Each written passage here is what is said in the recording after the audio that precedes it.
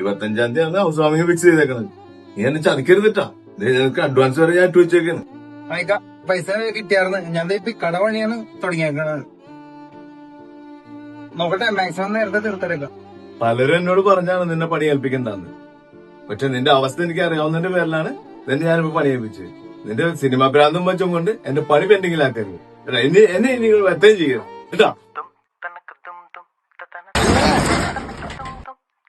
രാവിലെ ഞാൻ വന്നിട്ടുണ്ടായിരുന്നു. അപ്പൊ നീ ഇപ്പോഴാണ് കട തുറക്കണത്? നൈറ്റ് വർക്ക് ഉണ്ടായിരുന്നു.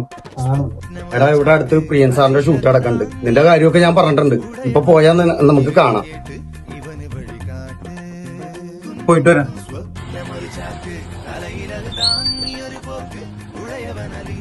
പറഞ്ഞവർക്ക് ഓർമ്മ ഉണ്ടല്ലോ. നല്ല ചാൻസാണ്, കളയരുത്. വേഗം മേടിച്ചത് നോക്കുമ്പോ അതെ, ഡ്രസ് ഇത് മതിയോ? അതൊക്കെ മതി. ബാനേ സ്റ്റാർട്ട് ക്യാമറ, റോളിംഗ്, ആക്ഷൻ. എടി, ഇവനെയൊക്കെ ആരോടെ കൊണ്ടുവന്നത്? സവർക്ക് സമയം കളയണ്ട, അവനെ പിടിച്ച് മാറ്റേ. വേച്ചല്ലേ എടോ, മാറോ. സാറേ, ഞാൻ പറഞ്ഞില്ലേ ക്യാരക്ടർ റോൾ ചെയ്യാൻ വേണ്ടി ഒരാളെ കൊണ്ടുവരാന്ന് പറഞ്ഞില്ലേ? അതാണ് പയ്യൻ. ആ, പറ രഞ്ജി, എന്താണോ ഷൂട്ടിംഗ് ഒക്കെ എന്തേ? എടോ, നായിക പോയെങ്കിൽ പോട്ടറോ. ഞാൻ വേറെ 2 നായികമാരെ അയച്ചാ പോരെ?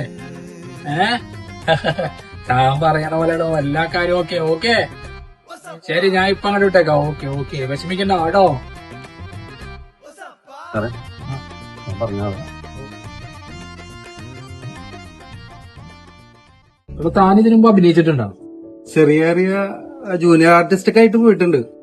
കുറെ കാലമായി ഇതിന്റെ പുറകെ നടക്കണം. ഭയങ്കര ആഗ്രഹമാണ് സാറേ. താനൊരു കാര്യം ചെയ്യ്. എന്തായി സാറെന്ത് പറഞ്ഞു? ചാൻസ് തരാന്ന് പറഞ്ഞു. പക്ഷെ 1 ലക്ഷം രൂപ കൊടുക്കണമെന്ന് പറഞ്ഞു.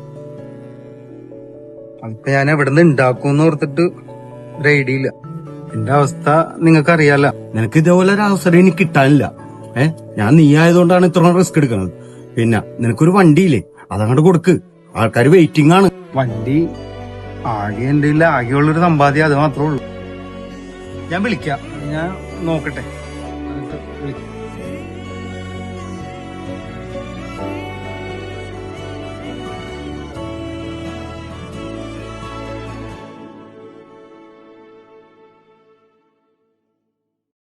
അൻവറേ, അൻവർ,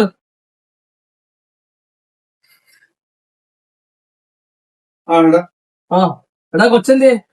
കൊച്ചിലെ 2 ദിവസമായിട്ട് പനിയടാ. അപ്പൊ അത് കാരണം അവള് ഹോസ്പിറ്റലിൽ കൊണ്ടുപോയിക്കാണ്. എടാ, നീ അറിഞ്ഞ നിന്നെ സിനിമേനെ അഭിനയിപ്പിക്കാന്ന് പറഞ്ഞ് നടന്നവല്ലേ, അവനെ പോലീസ് പിടിച്ചു. അവനെ സംവിധായകനെ പോലീസ് പിടിച്ചു.